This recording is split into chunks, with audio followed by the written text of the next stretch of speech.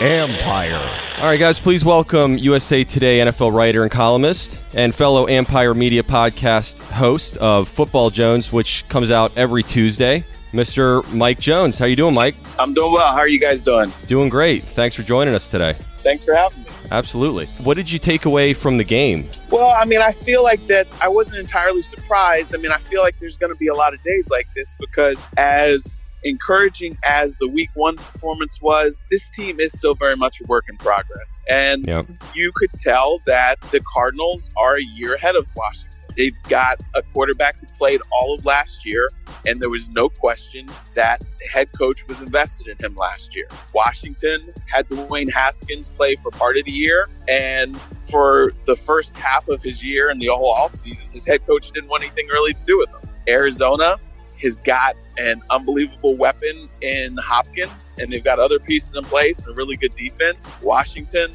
has Terry McLaurin and nobody else really, and their defense is, they've got pieces there. They're working on it.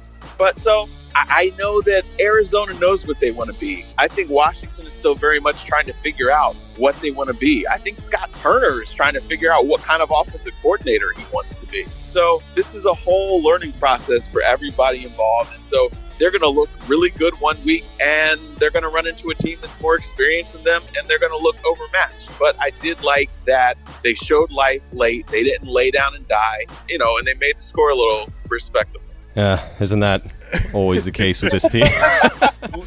Shiny on paper sometimes. Yeah, right. Kirk Cousins is the best at that. He knows what he's doing when it comes back to making things look respectable. He'll get you those 300-yard games, Every time. Except for today, which I kind of took a little joy in, I'm not going to lie.